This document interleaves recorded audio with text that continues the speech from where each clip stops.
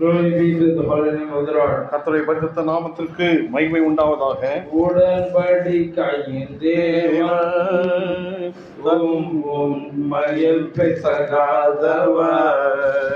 உடன்படிக்கையின் தேவன் உம்மையில் பிசகாதவர். தாவீதுக்கு நான் பொய் சொல்ல என்று சொல்லி சொன்னதை நிறைவேற்றுவீர். தாவீதுக்கு நான் பொய் சொல்ல என்று சொல்லி சொன்னதை நிறைவேற்றுவீர். மறவாமல் நினைப்பவரே, யெகோவா நினைத்து முடிப்பவரே. மறவாமல் நினைப்பவரே, யெகோவா நிறைவேற்றி முடிப்பவரே.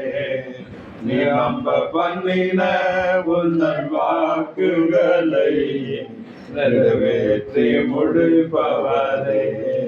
நீ நம்ப பண்ணின உந்தன் வாக்குகளை நிறைவேற்றி முடிப்பவரே. Hallelujah. Hallelujah. I'm pleased to meet you. I'm very glad to meet you on a wonderful morning. இந்த காலை வேளையிலும் கூட உங்களை எல்லோரையும் பார்ப்பதிலே நான் மிகுந்த சந்தோஷம் அடைகிறேன். Hallelujah. Hallelujah. And for today's meditation, let us start with the Holy Book of Exodus and read chapter 38, verse 22. இந்த நாளிலும் நம்முடைய தியானத்திற்கு ஆதாரமாக யாத்திராகமங்களின் புத்தகம் 38ஆம் அதிகாரம் 22ஆம் வசனத்தை நாம் வாசிக்க கேட்போம்.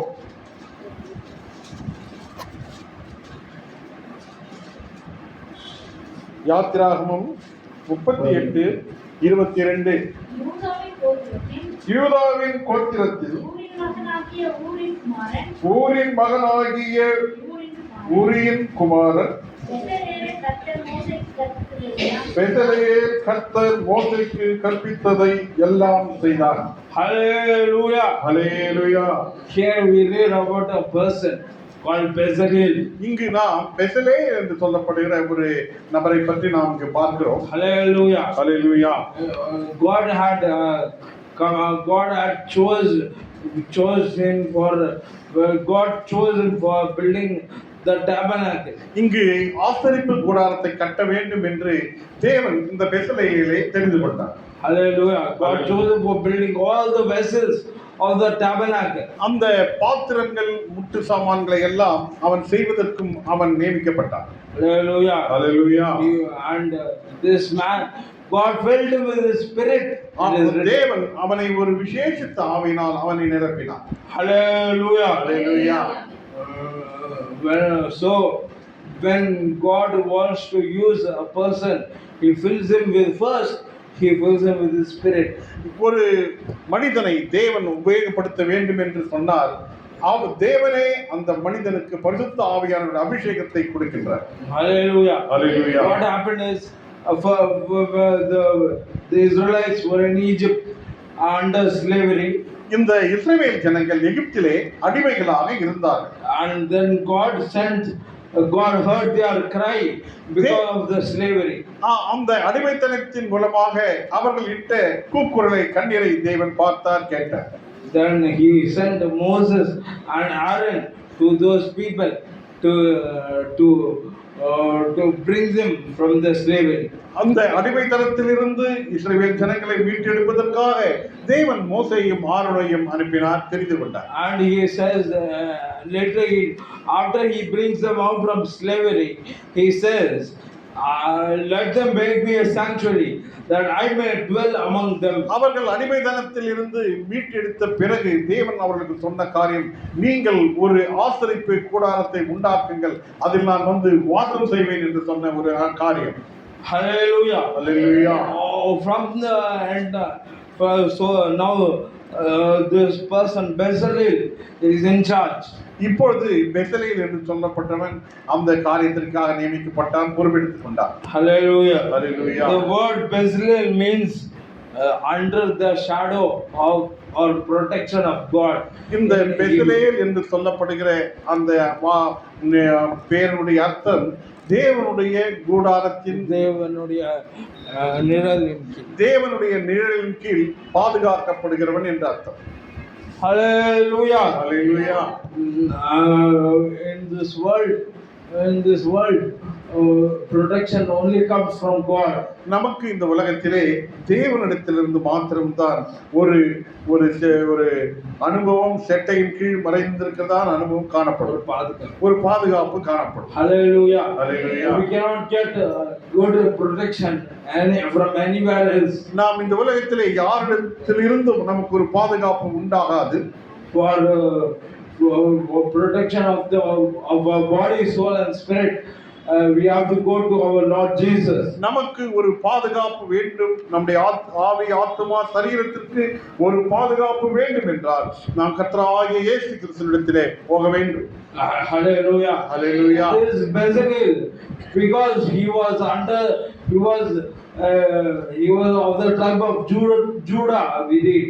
இந்த பெத்லேல் என்று சொல்லப்படுகிற யூதா கோத்திரத்திலிருந்து தெரிந்து கொள்ளப்பட்டவன். And Judah means praising the Lord. இந்த யூதா என்று சொல்லப்படுகிறது ஒரு அதனுடைய அர்த்தம் என்னவென்றால் தேவனை துதிக்கின்றதான ஒரு அனுபவம். So you are only a person who is praising God can live in his protection. தேவனை துதிக்கின்ற ஜனங்கள் மாத்திரம்தான் அவருடைய பாதுகாப்பின் கீழ் வர முடியும். And only those who are living in this protection and who are praising him, they can only do the ministry very well. தேவனுடைய பாதுகாப்பின் கீழ் வந்த ஜனங்கள் தான் கர்த்தராகிய இயேசு கிறிஸ்துவின் ஊழியத்தை மிகவும் நன்றாக செய்ய முடியும். Hallelujah. Hallelujah. Recently in Kadiju, my dad's friend's relative, he died in a car accident. He was a servant of God. He died in a bike accident. போன்ற ஞாயிற்றுக்கிழமை என்று நினைக்கிறேன். அவன் அந்த தம்பி நரிக்குறள் மத்தியிலே ஊழியம் செய்து கொண்டிருந்த ஒரு தம்பி, ராபோஜனம் எல்லாம் கொடுத்து முடித்த பிறகு வயது இந்த தம்பிக்கு 25 தான் இருக்கும். அவனுடைய பாட்டியும் ஊழியம் செய்து கொண்டிருக்கிறார்கள் காட்பாடி பகுதியிலே. ஒரு நரிக்குறவர் தம்பி ஒருவர் ஒரு புதிய ஒரு வாகனத்தை வாங்கி கொண்டு வந்து இந்த தம்பி என்னிடத்தில் கொடுத்து, பாஸ்டர் இந்த வண்டியை நீங்கள் ஜெபம் பண்ணி என்னிடத்தில் கொடுங்கள் என்று சொன்னான். எல்லோரும் சாப்பிட்டு கொண்டிருந்தார்கள். இந்த ஊழியக்கார தம்பி அந்த பைக்கை எடுத்து ஒரு 40 நொடிகள் கூட இருக்காது, அதை எடுத்த மாத்திரத்தில் என்ன எதை பிடித்தார், எதை அழுத்தினார், பிரேக் பிடித்தாரா என்னவென்று தெரியவில்லை, அந்த பைக் மிகவும் வேகமாக போய் ஒரு எதிரே இருந்த அந்த புளிய மரத்தில் மோதி தலை 2ஆக பிளந்தது. பிளந்து அதே இடத்திலே இந்த தம்பி ஜீவனை விட்டு விட்டார். I asked the Lord, why Lord, how can this happen to your servant? நான் தேவனிடத்திலே கேட்டேன், தேவனே உமக்கு ஊழியம் செய்த ஒரு தம்பி அல்லவா, ஏன் இந்த தம்பிக்கு இப்படிப்பட்ட ஒரு மரணம் நேரிட வேண்டும் என்று நான் கேட்டேன். God said, I will have mercy on who I will have mercy. நான் யாரிடத்தில் இரக்கமாய் இருக்க சித்தம் உள்ளவனோ அவன் மீது இரக்கமாய் இருப்பேன் என்று தேவன் எனக்கு சொன்னார். Hallelujah. Hallelujah. So the shields of the earth belong to the Lord. In the psalmist says, பூமியின் கேடயங்கள் கர்த்தருடைய, பூமியின் கேடயங்கள் கர்த்தருடையது என்று சங்கீதக்காரன் சொல்லுகிறார். Hallelujah. Hallelujah. If you want to escape from anything on this earth, இந்த உலகத்தில் நாம் எந்த காரியத்திலும் நாம் தப்பித்துக் கொள்ள வேண்டும் என்று சொன்னால் the Lord Jesus Christ is the way. கர்த்தராகிய இயேசு கிறிஸ்து அந்த தப்பிக்கின்ற ஒரே வழி. Hallelujah. Hallelujah. So this basically he was anointed by God to build the tabernacle and the ark of the covenant and all those instruments. இந்த பெத்லேல் என்று சொல்லப்படுகிறவர் அந்த ஆசரிப்பு கூடாரத்தில் காணப்படுகின்ற எல்லா தட்டுமுட்டு பணிமுட்டு வேலைகளையும் அவன் செய்வதற்காக தேவனால் தெரிந்து கொள்ளப்பட்டான். Through his skill he made everything as the Lord had shown Moses in the mount. இந்த மவுண்ட் அந்த அந்த மலையிலே மோசேக்கு காண்பிக்கப்பட்டபடியே இந்த பெத்தலேல் என்று சொல்லப்படுகிற எல்லா அந்த ஆசரிப்பு கூடார வேலைகளையும் பணிமுட்டு வேலைகளையும் அவன் செய்து முடித்தான். Hallelujah. அல்லேலூயா.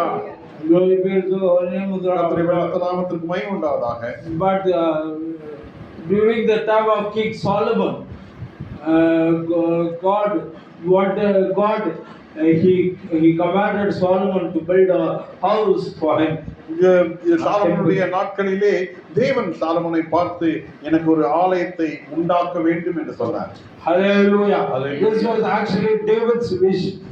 ஆனாலும் இது நாம் பார்க்கும்போது தாவீதுடைய விருப்பமாய் முதலாவது இருந்தது. Then Solomon, but God chose Solomon for that purpose. ஆனாலும் தேவன் சாலமோனை அந்த ஆலயத்தை கட்ட வேண்டும் என்று தெரிந்து கொண்டார். Because David was man of war. ஏனென்றால் தாவீது யுத்த மனுஷனாக இருந்தார். Hallelujah. Hallelujah. So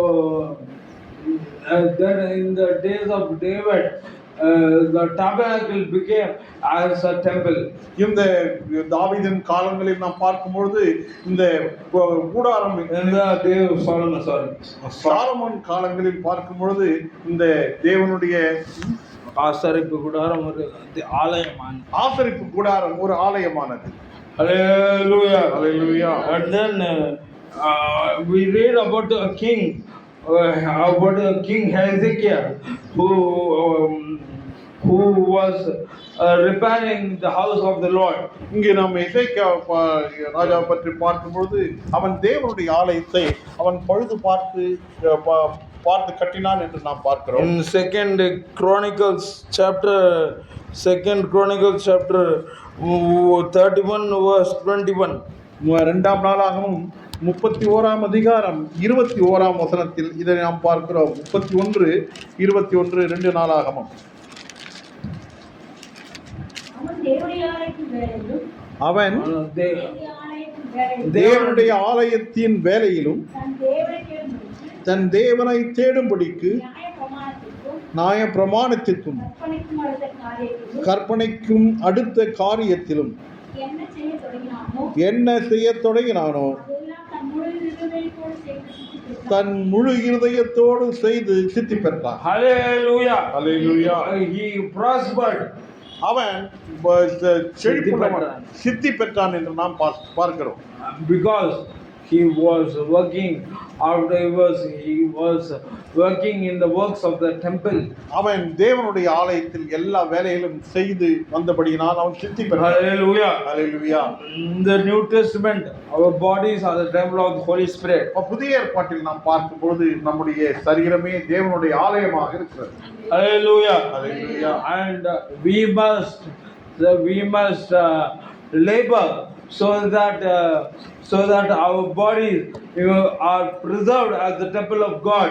நாம் இந்த ஆலயத்தை பாதுகாக்க வேண்டும்.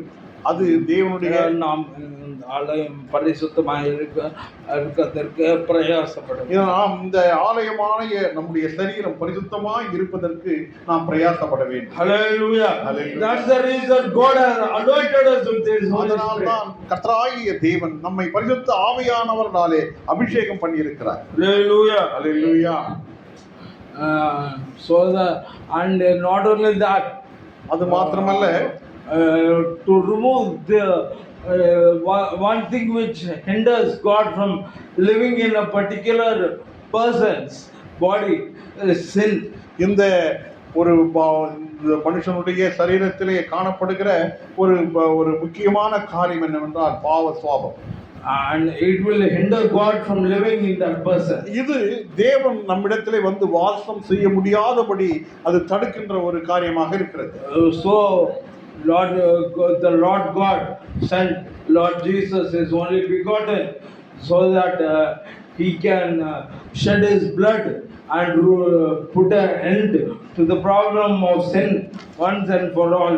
அதனால் தான் அருமையான தேவன் அன்பின் குமாரனாகிய இயேசு கிறிஸ்துவை இந்த உலகத்திற்கு அனுப்பி பாவ நிவாரண பலியாக அவரை ஒப்பு கொடுத்தார். Hallelujah. Hallelujah. Now let us read the holy when Lord Jesus was born. the angel said like this. கர்த்தராகிய இயேசு கிறிஸ்து பிறந்த பொழுது அந்த பரிசுத்த தூதர்கள் சொன்ன ஒரு காரியம் Matthew chapter 1 verse 21. மத்தேயுனுடைய சுவிசேஷம் 1ஆம் அதிகாரம் 21ஆம் வசனம். அவள் ஒரு குமாரனை பெறுவாள், அவருக்கு இயேசு என்று பெயரிடுவாயாக, ஏனெனில் அவர் தமது ஜனங்களின் பாவங்களை நீக்கி அவர்களை ரட்சிப்பார் என்றார். Hallelujah. Hallelujah. He will put an end to the problem of sin. இந்த கர்த்தராகிய இயேசு கிறிஸ்து இந்த பாவத்திற்கு ஒரு முற்றுப்புள்ளியை வைப்பார் என்று தேவன் விரும்பினார். Through his blood. அவருடைய இரத்தத்தினாலே. Hallelujah. Hallelujah. Through his blood. That's why we read, in whom we have redemption through his blood, the forgiveness of sins according to the riches of his grace. நம்முடைய கிருபையின் ஐஸ்வரியத்தின்படியே, நம்முடைய கிருபையின் ஐஸ்வரியத்தின்படியே அவருக்குள் நமக்கு அவருக்குள் நமக்கு பாவமன்னிப்பாகிய மீட்பு அவருடைய இரத்தத்தினால் நமக்கு உண்டாயிருக்கு. அவருடைய இரத்தத்தினால் நமக்கு உண்டாயிருக்கிறது. Hallelujah. Hallelujah. So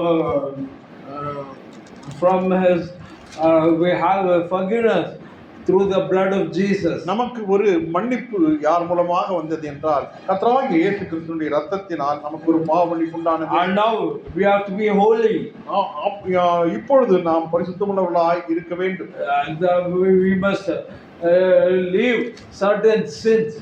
நாம் நம்முடைய வாழ்க்கையில் காணப்படுகின்ற சில பாவமான சுபாவங்களை நாம் விட்டுவிட வேண்டும். Hallelujah. Watching TV is not healthy for a Christian. ஒரு சில தொலைக்காட்சி பெட்டியை நாம் பார்ப்பது நமக்கு விசுவாசிகளுக்கு ஒரு ஆரோக்கியமானதாக இருக்காது. Hallelujah. Hallelujah. As much as possible, switch off your TV, and if you want, you can watch news only. நீங்கள் அந்த நேரத்தை எல்லாம் விட்டுவிட்டு ஒரு சில ஒரு பொது நிகழ்ச்சிகளை பொது செய்திகளை நீங்கள் பார்க்கலாம். Hallelujah. Hallelujah. And so many, and when it comes to hairstyle also, that's also important. நம்முடைய தலைமுடிகளை குறித்து அது எப்படி இருக்க வேண்டும் என்பதை நாம் கவனித்துக் கொள்ள வேண்டும். Hallelujah. Hallelujah. Because God wants us to be holy because he dwells in us. தேவன் நம்மை பரிசுத்தம் உள்ளவர்களாக இருக்க வேண்டும் என்று விரும்புகிறார். ஏனென்றால் அவர் நமக்குள் ஜீவிக்கிறார். Today after hearing this message, if we go to the salon and cut our hair, I'm sure God will prosper us.